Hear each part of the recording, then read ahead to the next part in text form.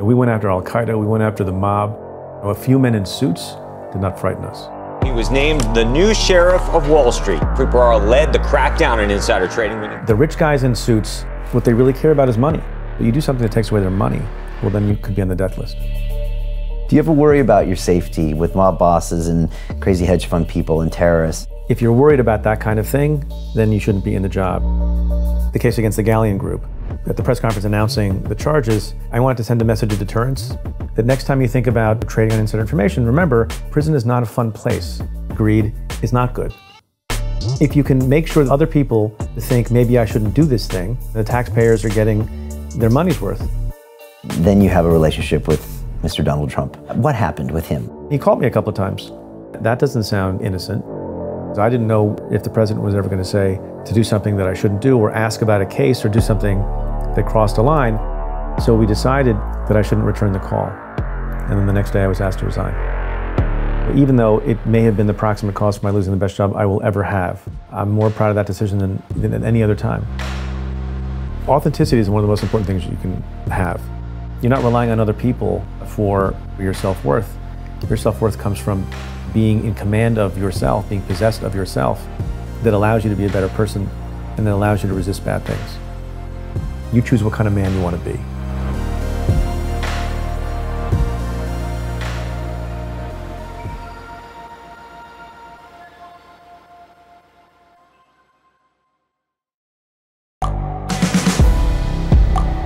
The world is changing. Inspiration is everywhere. It has never been so easy to connect, share, and bring people together.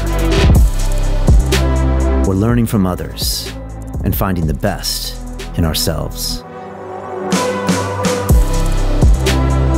Challenging our beliefs. Sharing our vulnerability. Overcoming our fears.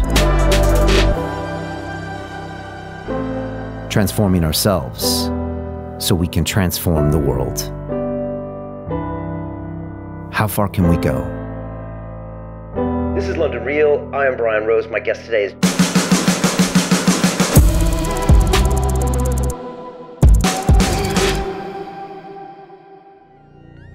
My guest today was famously fired by Trump and banned by President Putin. And during the 8 years he spent as the Southern District Attorney of New York, he was known as the Sheriff of Wall Street, taking everybody down from hedge funders to mafia bosses to cybercrime, you name it. He was out there doing justice. And later, he was then fired by Trump, and he made some very, very keen decisions early on not to return personal phone calls from Trump, not to get involved with the president in a way that would make the judiciary branch something that was more about the executive. And he talks very strongly about what we need to do today in politics and the judiciary, and I know you're gonna love this conversation. He also has some great advice at the end about what you can do with your life when it comes to being a judge, because we're all judges every single day. So enjoy my time with Preet. This is London Real. I am Brian Rose. My guest today is Preet Bharara, the American lawyer, author, and broadcaster who was famously fired by President Trump and banned by President Putin. During your 8-year tenure as the United States Attorney for New York, you earned the title Sheriff of Wall Street for high-level prosecutions of hedge funds as well as mafia bosses and terrorists. Your career inspired the hit TV show Billions, and Time magazine recognized you as one of the 100 most influential people in the world. Your new book, Doing Justice, reflects on your time in office. Preet, welcome to London Real. Thanks for having me. Great to have you here. I want to talk about so much. Okay. And, you know, as going through a lot of the work that you did on Wall Street, I was kind of reflecting back to my time on Wall Street. And I was wondering if I could tell you a little bit about it. Please, I would like to hear. Okay. So unload. I was getting my engineering degree at MIT, and I was set to graduate in '93. And I was getting jobs at like Ford Motor Company and the Aerospace Corporation. And then I saw the movie Wall Street. And I kind of got obsessed with this whole thing. Greed is good. Greed is good, right? And I know you like some of these movies and mob movies too. We'll talk about that. I quoted from that movie at my first big press conference. You did? Which we can talk about. Okay, yeah. I interrupted you. Sorry. So I got really fascinated with this. The MIT Sloan School of Management let undergrads take classes at the B School, so I took options and futures courses, and I ended up going, and in '93 I started for Bankers Trust at One Liberty Plaza, and I was 22 years old. and moved to Manhattan.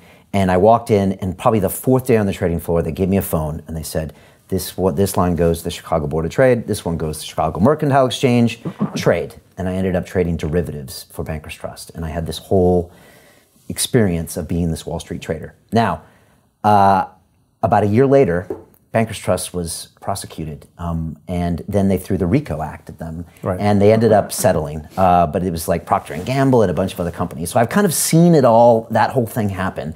And I've also had a bunch of buddies that went on investment banking and hedge funds and that kind of thing. I then moved to London and did credit derivatives, but I had a whole experience there. I always reflect back on it as just this kind of crazy time where I couldn't really believe what was happening and just... But did you like it? I really did like it, but obviously not enough to stay in the business because I started doing this. Well, there was that crime thing. Well, you know, it was like, okay. So, like, you left because of... Well, I mean, I didn't do the crimes. But I hope not. You know, I saw it happen. Can we play the name game for a second? Yeah, go ahead. Which is odd because cameras are rolling and maybe this will be awkward, but that's okay. Do you know Mark Lorry? No. He would have been at Bankers Trust same year as you. Would he have been a salesman? Out of Bucknell. Okay, would he have been a salesperson or a trader? I think a trader. But anyway. Okay. Would he have been wrapped up in that investigation? No. He's a friend of friend my, of yours. my brother's best friend with whom he started a business. But okay. I don't hear Bankers Trust that much these days. Yeah, well, got bought by Deutsche Bank and all that stuff later. And so I remember doing that. I also remember reading the book Den of Thieves, which was this whole prosecution of Michael Milken by Giuliani, who later became mayor. And I just got to see these two sides of the coin. And then lately, of course, I've been watching Billions by chance, and I see these kind of two sides of the coin.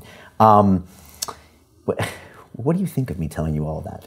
It's very interesting. I'm enjoying it immensely. I feel like interviewing you now. Why did you end up leaving finance? You know, I actually went from Bankers Trust to First National Bank of Chicago, and then I ended up going to London and moving kind of into the credit derivatives brokerage business. I wasn't at the banks anymore. And then 8 years ago, I left because I just felt soulless. I was making money, and why did you feel soulless? Did you think just because of what you were doing, or because the institutions had a culture that lacked soul? Good question. Really good question. I mean, I'm surrounded by people that had one goal, which was just to make money. And I just felt like something was missing. And I didn't feel like the culture ever taught me anything different. And I'd say the same at Bankers Trust. Because you didn't make anything. Would you have been happier working in an auto company? I don't know. It's a good question. I don't know. One of the reasons I ask is, I talk about this in the book a little bit. There's a whole chapter called Culture in the book, which seems odd to have in a book about stories of prosecution and punishment and crime. But I often get the question, how come some places have a lot of people get arrested or have enforcement issues and some other places don't? And I think the difference is culture. At some places there is a culture of integrity and people do the right thing the right way, and some places not. And one of the things I used to do when I was U.S. attorney, and I've done it since, is go talk to not lawyers and aspiring lawyers, but to talk to business students. I've been to Sloan, but more frequently I've been to Harvard Business School and Stanford Business School, some other places. And I remember there was one occasion where I went to Harvard Business School and I'm talking to the students, and they have an ethics program that they run in the middle of the year. And I've done it every year, I think 7 out of 8 years. And someone raised their hand and they said, this young male student said, last summer I interviewed at 10 Wall Street firms. And of those 10, only one asked me any question that indicated they cared about my integrity, or that indicated they cared that I knew that they had integrity and cared about it. Otherwise, it was all questions about his resume or about quantitative skills and all sorts of other things, which are important. You need to, screen for those things. But I thought that was interesting. Was that your experience? I mean, literally, I got on that floor. I'm 22 years old, so I don't know the practical sides of trading. And literally... But when you interviewed, did they say drop and do 20 push-ups? Not at all, no. I mean, no, it was all about my quantitative skills, how many gas stations are there in America, how can you figure that out, all that stuff. But my point is that I honestly even made the analogy at the time of watching my father, not that this happened, but if you watch your father abuse your mother, you probably grow up and abuse your wife. And when I got to Bankers Trust, the culture was rip as much money out of every single trade as possible. Like that was the ethics or the culture. Right. And that was the incentive. And so if that's the incentive that gets rewarded, then that's what you do. Yeah. And that's, I'm sure, was the culture. And maybe it still is. Maybe it's changing. I don't know. Well, look, it's still the culture in a lot of places. I mentioned Wells Fargo, even though we didn't have the particular case that got a lot of notoriety in the last year. at Wells Fargo, you had a division where the incentive was you got to open up accounts, and you get rewarded by how many accounts you open up. Well, when you create that incentive, and you also create the ability for people to set up fake accounts, well, now they've mastered the trick. And so thousands and thousands, I think maybe hundreds of thousands of fake accounts were set up because of the incentive structure. Right. And that's a problem. Right. So you go and have these ethics discussions with these students that are going to go into the business. Yeah, I mean, not all of them, but many of them, yeah. And are they willing to engage more now than, say, they were 10 or 15 years ago, do you think? So my experience goes back, about eight years. No, the reason I think it's important to engage with them in business school is I think a lot of them still have idealism and still want to do things the right way. And, a younger version of yourself would say, I like finance and I'm interested in it and making money is good and I want to be well off, all of which are fine and can be patriotic qualities, but I want something more. And maybe one of the reasons to make a lot of money is I can do some good with it when I've made enough, which can also be fine. Is that a good justification, though? No, not necessarily. But look, I don't begrudge people. I think the problem with anybody doing anything for money is that, and maybe I'm wrong about this, you can correct me, the most happy, successful people who have a ton of money, in my experience, I know a number of them, including my brother and Mark, who I mentioned earlier, they didn't do it for the money. I mean, that's a consequence of what they did. They did it because they were driven to do something. I think, the lawyers who were, fabulously rich, the authors who are, J.K. Rowling, I don't think set about to become, one of the only billionaire authors on earth. Oprah Winfrey is one of the richest people on earth. They did it because they loved it, and a side consequence is making money, then that's fine. But if your only goal is making money, I think A, you're not happy ultimately, like you say, and B, you probably are not as good at it as you could have been if you did something else.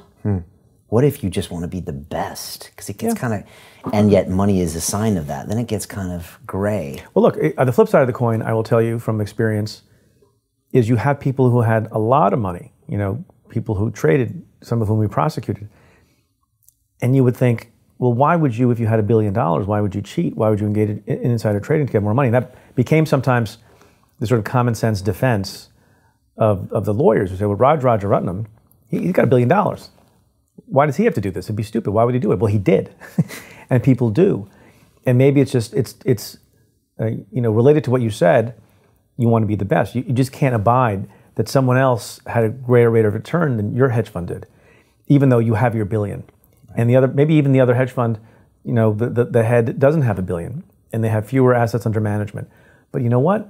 You just can't bear that they did a little bit better than you, because that's how you if you measure yourself in a particular way, it is going to cause you to act a particular way. Do you end up having sympathy for some of these people that you end up prosecuting? Oh, sure. Yeah, you can, absolutely. Some people you have no sympathy for at all. There was an article about, a fairly young defendant who we prosecuted, a man that we prosecuted who was at a hedge fund, I forget which. And he made a big mistake. I don't think he was an evil person, but he broke the law and he was caught up in it because lots of people were getting caught up in it at the time. And there was a New York Times article about his case and about the sentencing, and it was, it was pretty emotional sentencing, and his family was there. And somebody came up to me afterwards and said, "Did you read that article?" And it was at some event. And I think they thought it was a gotcha moment for me. How does it make you feel, that article? I said, it made me feel terrible. It made me feel terrible that that man made those mistakes, caused himself to be separated from his freedom, caused his family to have to suffer, caused humiliation to everyone. Nothing good comes of that. I don't celebrate it. I'm not happy about it. But one thing I do think is good about that article, because it was so well written, it was so persuasive, and it was so sad, that maybe other people will read it who are in a position to break the law like this person was, and maybe they won't do it. Maybe they'll think twice. So, you take no joy. Any prosecutor takes joy at the moment of conviction, I think is a problematic prosecutor and shouldn't be on the job. Even when you take down a massive hedge fund, like SAC or something? Yeah, no, there's no joy in it. Look, the job is to do what the right thing is to do, right? And to do justice. And sometimes a consequence of that is that, a business may fold and a person may, lose their liberties for some period of time. And they can be gratifying. And sometimes when they're victims of crimes, it can be incredibly satisfying because you've gotten the money back for the victim. When we returned billions of dollars to the victims of Bernard Madoff and his massive Ponzi scheme, yeah, that's gratifying. What I'm saying is, at the moment that the individual who has been charged with a crime, who is, obviously definitionally imperfect, but may have other aspects of his life or her life that are good, at that moment when they get convicted, it's not a moment of joy. That's all I'm saying. Yeah. You mentioned that your speech, one of your first ones, was "The greed is good." Can you just describe that? Yeah, so I went a little off. So the case I was just talking about, the case against the Galleon Group, right, which was, I think, a hedge fund that had $8 billion or so under management. I could have the number wrong. And the head of the hedge fund group was Rajaratnam, who we charged, I think, in November of 2009. And at the press conference announcing the charges, I wanted to send a message of deterrence. And I guess I also wanted it to be a little more memorable than maybe I should have been thinking about. And at the end of my remarks announcing the case, because it had echoes of Wall Street, there hadn't been such a large, I don't think there had been such a large insider trading prosecution in a generation since that time. Since Milken. Since Milken. Just 25 years. It was a long time. Yeah. And I said, sometimes greed is not good. That was my homage to your favorite film. Do you have a flair for performance to a certain extent? Your own daughter said you were a drama queen. Yeah. You'll have to read the book to find out what the hell Brian's talking about. I don't think it's my view is, and I got in trouble once, and I talk about it in the book for maybe being a little too memorable, but I think if you speak, the purpose is to be heard, and there's no point to standing up in front of a podium if you're the Attorney General of the United States or United States Attorney or District Attorney. I think if you're going to choose to speak, it should either have the function of explaining what is not otherwise understandable, although I don't know what that really means if you're not allowed to go outside of what's in the indictment. The indictment speaks for itself. Or you can make clear that whatever thing that you were talking about that day is important, and the taxpayers are getting their money's worth because there's a cop on the beat. That sounds old-fashioned and maybe a little bit macho. I don't mean it that way. People should know that there are others who are in the line of work to protect their money, or to make sure the markets are fair, or to prevent public corruption, or to keep the homeland safe. All of those things are very important. And if you can make sure that the word is amplified in an appropriate way that doesn't jeopardize anyone's fair trial, and it causes other people to think, maybe I shouldn't do this thing, and that's for the good. And if you're going to get up there and just spew platitudes that nobody cares about and people will forget and nobody will mention ever again, I'm not sure what the purpose is of speaking. And it made you more effective. I think so. It scared people. I mean, all of these hedge fund managers must have looked at that and said, okay, this guy's coming for me, as opposed to the next cop on the beat who might want to go home early. Or yeah, there are not a lot of cops on the beat who want to go home early, but the other thing I said in that announcement was I emphasized one of the tools we used in the insider trading prosecutions up to that point. It was not something that I invented. I hadn't thought of it. I inherited these investigations that were already underway. So I didn't commence the investigation of Galleon. My predecessors did. And they used a tool that had never been used before in insider trading cases, as far as I know, the wiretap. And nothing wrong with that, although it was challenged in court and those challenges were defeated.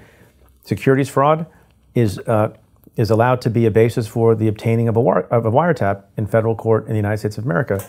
But I wanted to make another deterrence point when I announced the Galleon Group case, and that was, next, I said, I forgot what it was exactly. I wouldn't say it was a flair for anything, but I wanted to emphasize the point that next time you think about, trading on insider information, remember, law enforcement may be listening, because we were in some cases.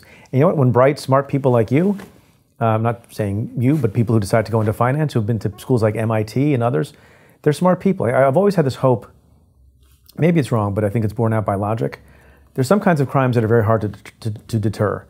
It's really hard to deter terrorism. That requires, doing something to unradicalize somebody who's been radicalized and who is pursuing jihadist terrorism or any other kind of terrorism that's based on ideology and hatred. It's hard to deter them by arresting a terrorist. The next terrorist doesn't necessarily get the message, right? That also may be true of certain kinds of gang crimes and people who have had bad circumstances in life and they get led down a path of crime.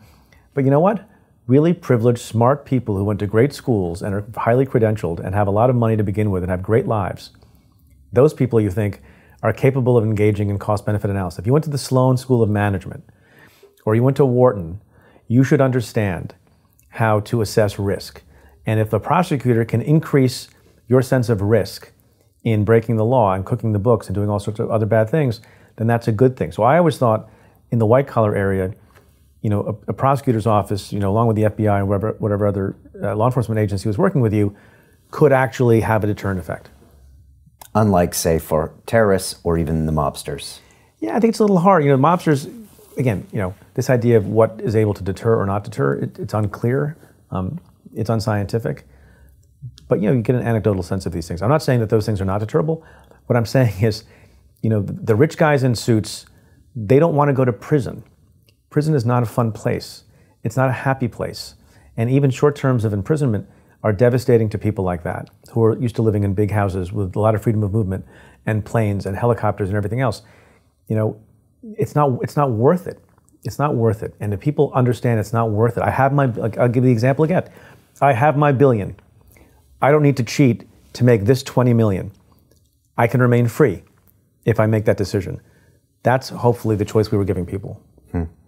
And how did you find that those guys were different than, say, the mobsters or the terrorists? I mean, they seem to kind of flip on each other a bit easier, right? Or are there any things that you saw as generally? Yeah, I don't know if you can generalize. I would say that human nature is interesting.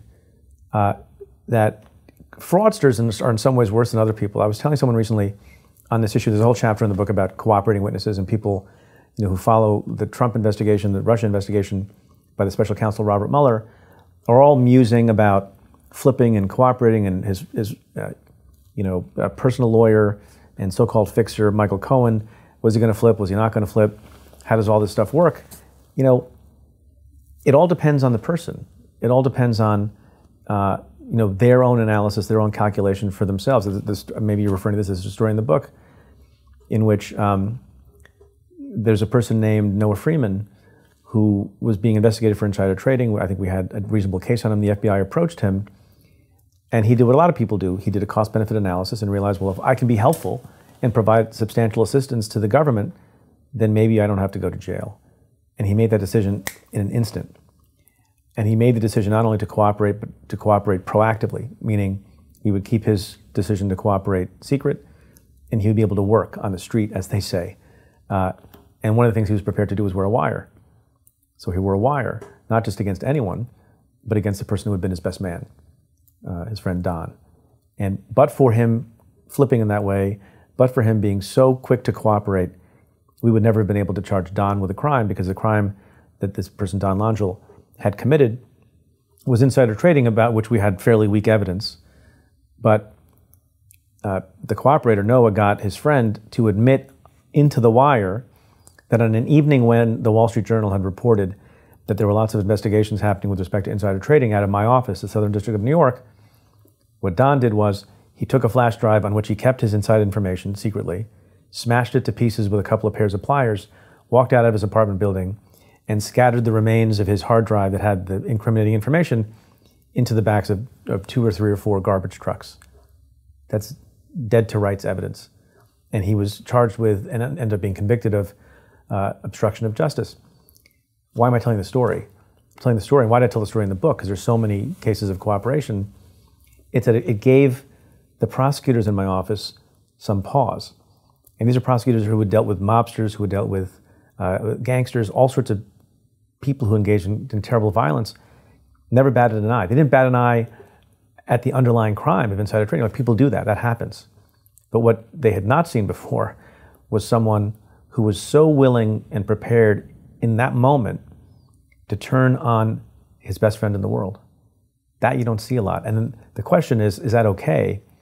And what does it say when everything about that is legal, everything about that is garden variety, everyday tool that you use in criminal prosecutions in America, but that these seasoned prosecutors were taken aback by it, and it gave them pause, is sort of interesting to contemplate. Like, what is it that makes you drop your jaw at certain kinds of behavior, criminal conduct, or being a traitor to your friend? It's just sort of an interesting thing to talk about. Really surprised people to see them do that.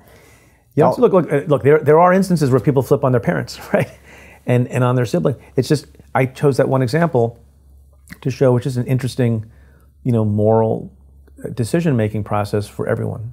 Does that also require the right moment where you go into a room and say, look, this is what we need you to do, with the right emotions, the right structure of what's going to happen? Yeah, I think, look, that's delicate. You were getting me to say a lot of things without torturing me and engaging in enhanced interrogation techniques. And we're just having a friendly interview with all these cameras around, which are intimidating enough. But in the world of criminal law enforcement and intelligence gathering, as I write extensively in the book about interrogation, this is how you get people to talk. You get them to open up by having rapport with them, by treating them as an equal, by making sure that they believe that they're a person because they are. I had all these cops tell me that people think that it's my badge and my gun that get people to talk. That's what gets people to talk. It doesn't. That gets them to shut up. I spend a lot of my time, these cops, and one in particular I'm thinking of would say, trying to get the person I'm talking to forget that I'm a cop, forget I have a badge, forget I have a gun, and think of me just as another person to whom they can unload their problems, unload their secrets, and then they do. And that's, I think, how that works. There are, I think, cops and agents and intelligence officers who fail at this, hopefully they're a small number, because they think belligerence and yelling like you see in the movies all the time, that's what gets the job done. It's not. I had this one detective, one of my favorites, Kenny Robbins, who I mentioned in the book, and his approach, was very sort of down to earth, but firm. And he would, if he could, he was a narcotics detective for a lot of years, and I used to work with him on cases when I was a young prosecutor. He'd walk in the room with the person who was taken into custody. If he could, he would get a picture of their family. He'd put the picture of the family on the table. He's like, I just want to put this here, and he would leave the room, let the person contemplate that for a moment. He would come back, and he would say, look, I understand that you're a man. And you could say to yourself, I'm a man, so I'm going to keep my mouth shut. I'm not going to talk about these other people who I did these crimes with. Or you could say, I'm a man, and I want to be there for my daughter's graduation, and I want to be there for my 15th wedding anniversary. You could say, I'm a man, and I want to be there for when my father is in the hospital because he's getting old. You choose what kind of man you want to be. And he would leave again. And you know what? He didn't yell. He didn't scream. He didn't lie. He didn't pretend. He didn't browbeat. He laid out a stark choice. In some ways, it's very respectful. So look, you're a thinking person. Here are your choices. And here's what's going to happen to you. And I don't have to scream at you. I don't have to play good cop, bad cop. This is what it is. And you know what? That was an effective technique. Wow. Did you watch the show Billions? I've watched some of the show. Because there's some real eerie similarities of people wearing wires against... I know, but there are also some dissimilarities. Okay, all right. Like... Can you comment? If I recused myself, I would remain recused. I wouldn't sort of... There are a lot of unethical things that I understand the character of the U.S. Attorney does, which I did not do. Right. But it makes for better drama. It does. Is that weird, though, when people see the show and then they just assume that you've done all those things and they're like... Well, it's weird when people see the show and they assume I've done certain things with my wife, which I don't want to spoil the show for people, but I haven't, not to overshare, but there are many of those things that I haven't done. But it's basically, Steve Count of SAC versus you. I mean, that's kind of I don't know. People, I don't know if that was I think it's an amalgam of a lot of different things. Right. But look, there are people who take art more seriously than they should. I mean, there have been people who have said, because the U.S. Attorney in the show is the son of a wealthy man. And somebody said to a friend of mine, I had no idea Preet's father was wealthy. I'm like, no, it's fiction. It's not, even if it is, and I don't know that it is, loosely based on something, it doesn't mean in every particular, and certainly many particulars, that there are resemblances. This is a dangerous thing. I think in Ukraine, like some guy that just played the president on a TV show just got elected as president.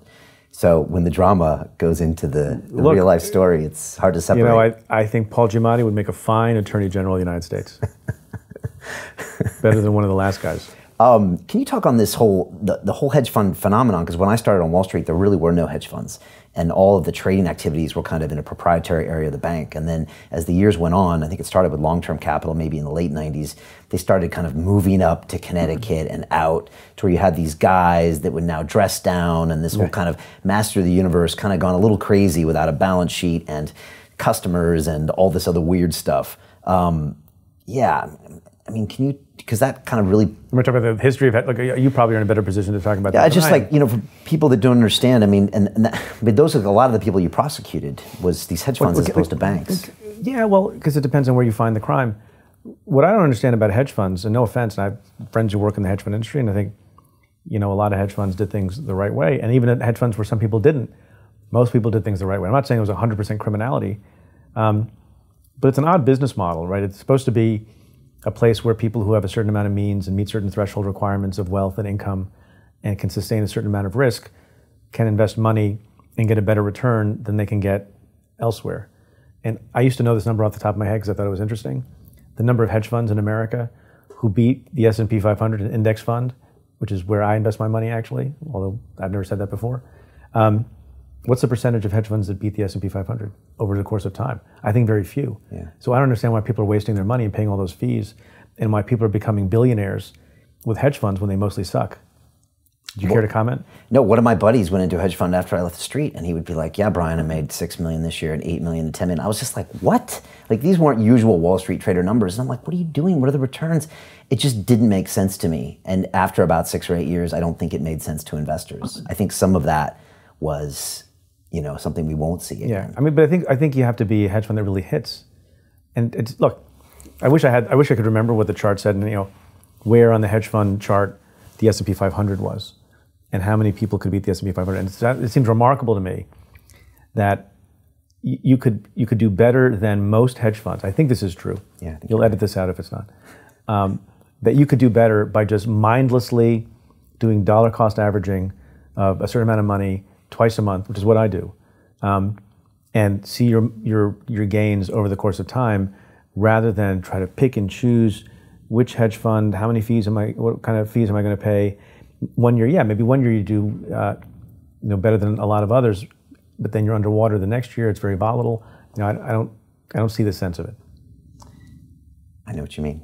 There's a theme in the show where the prosecutor, the U.S. Attorney General is, and everybody working in the office is always like, okay, we can 10x our income if we go into private practice. Oh yeah, or more. Or more, 20x. Yeah.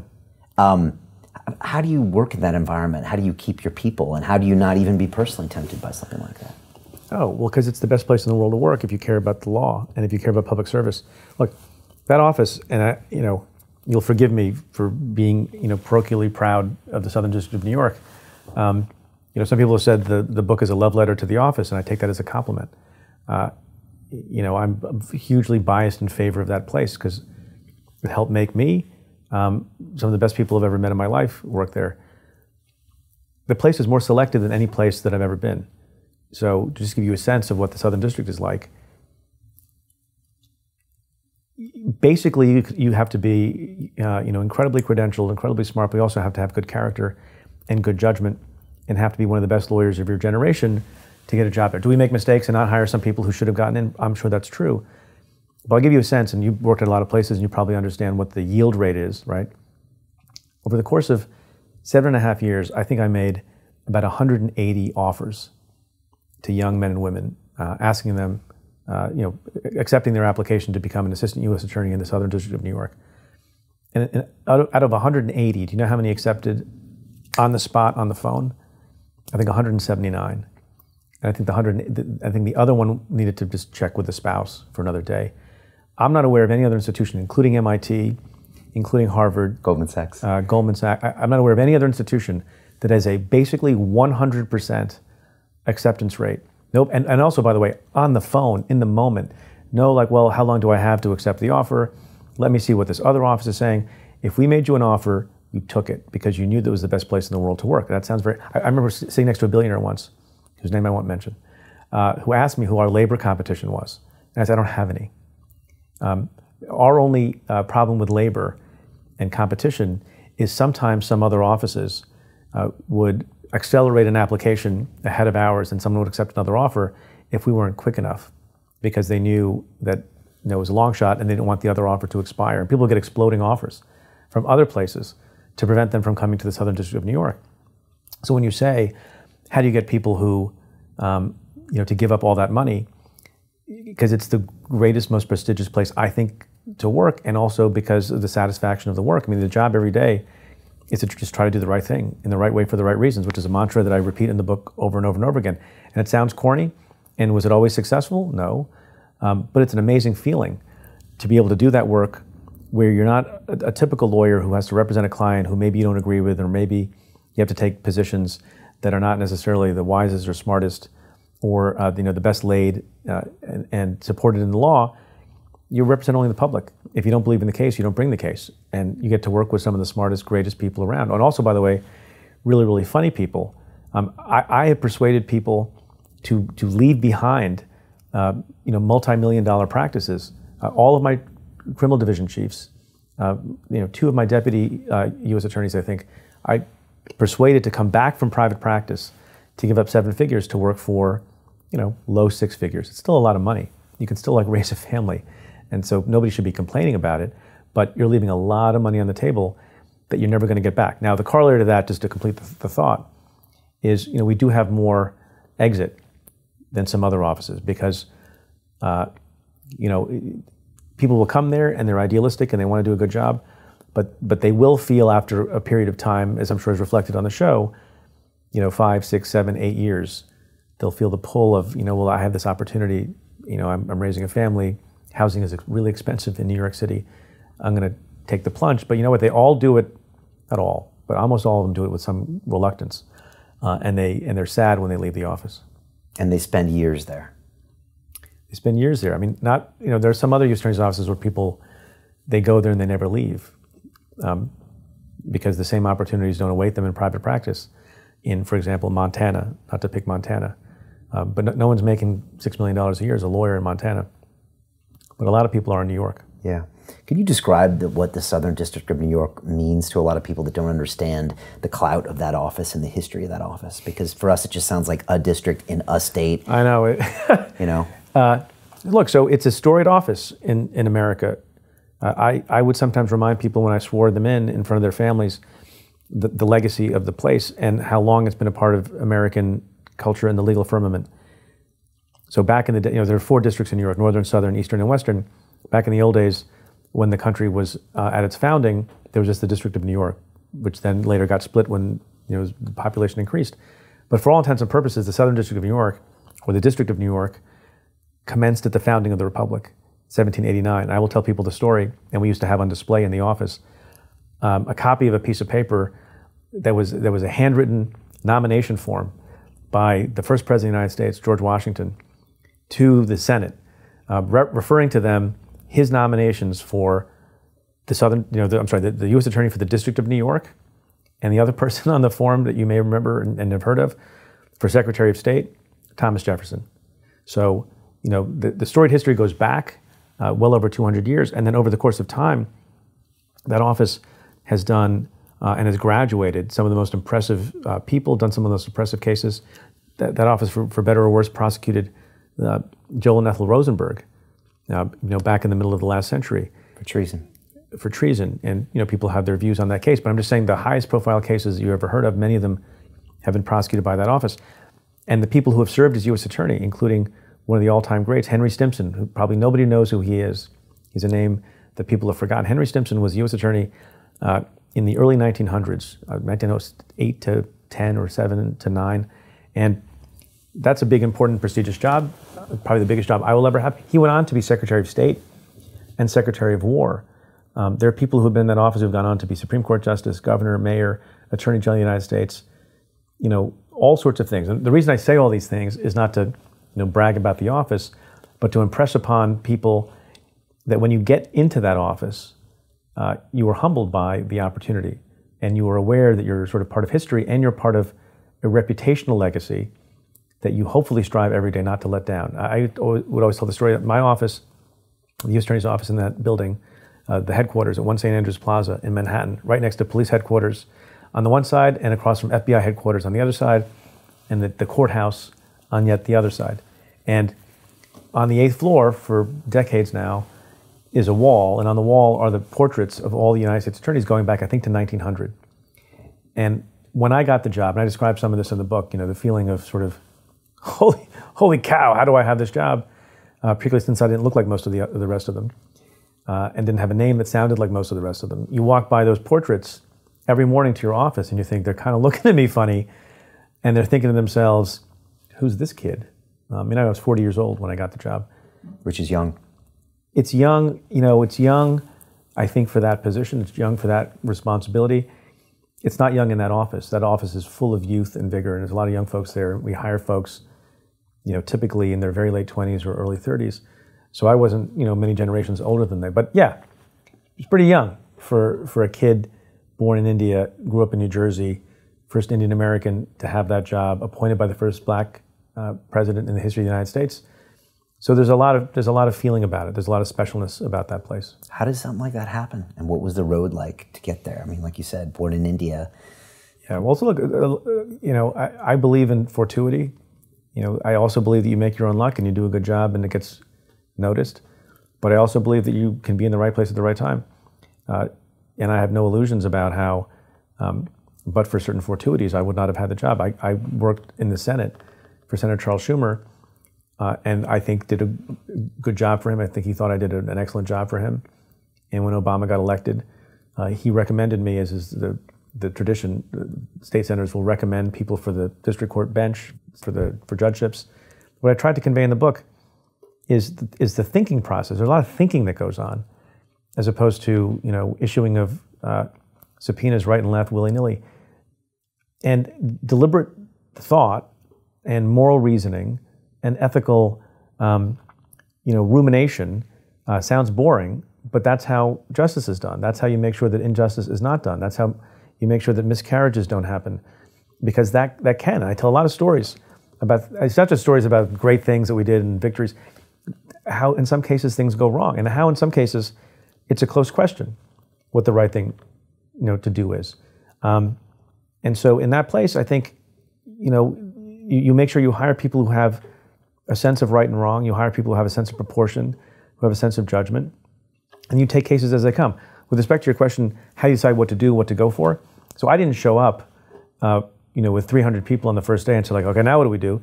You inherit things that are ongoing, right? There's continuity in U.S. attorneys' offices, in agencies. A new Secretary of State comes in, that person doesn't inherit, he doesn't just bring like, okay, I brought my 5,000 new people from the farm, let's figure out foreign policy now. There's a structure. There are cases that I inherited. My successor inherited cases that I that began under my tenure. And you decide which things you're going to pursue with the same vigor, how you're going to allocate resources. The U.S. attorney, for good or ill, is generally not the person who says, go after that person, because that's not how it works. And I'm not the one, the leader of any office is not the one who's getting into the trenches. And I got blamed for certain kinds of prosecutions, and I got credit for other kinds of prosecutions, probably not deserving of either one of those things. The leader of an institution, whether it's a U.S. Attorney's Office or a bank or a school or a college or anything else, sets the tone for the place, sets the agenda for the place, populates the place, promotes the right people, is the good public face of the office, makes sure that there's internal harmony and internal morale, and then decides what things to abandon and what things to pursue. I don't mean particular enforcement actions, but overall policy. So, for example, the mafia, always a problem in New York and a lot of other places, slightly less of a problem, in the last 20 years. Still out there, still need to have people dedicated to that. So as they began to ease in, a problem to public safety, another thing began to grow, and that's the cyber threat, which is also difficult to stay on top of and also required a lot of tech savvy. So when you ask the question, what do you decide to go after? You look at what the threats are. Terrorism too, and also that threat changes as well. And it used to be, in the early days of my time, and when I was a line prosecutor, I did terrorism cases as well.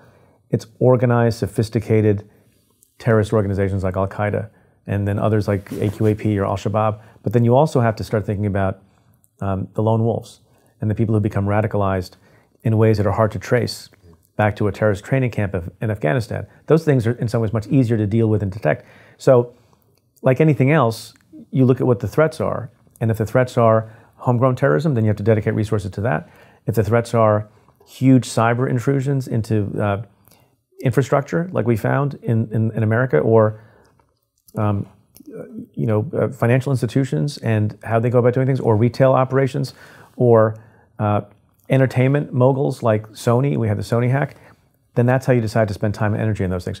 If you have, as occurred in the United States, I actually don't know what is going on in the UK on this, and I feel badly that I don't know. The opioid crisis is a huge burgeoning problem. At some point in the middle of my tenure, we started to realize that we need to maybe be more aggressive on opioids and figure out who the bad pharmacists are and figure out if we should have a public education campaign. The only public service announcement I ever recorded for television during my time as U.S. Attorney was on opioids, and trying to educate parents and educate doctors and educate pharmacists on how to make sure that they didn't fall victim to this, really galloping scourge in the country. So it's common sense. You look and see what the problems are, you look and see what the public safety issues are, and then you apply resources to those things. To continue watching the rest of the episode for free, visit our website londonreal.tv or click the link in the description below.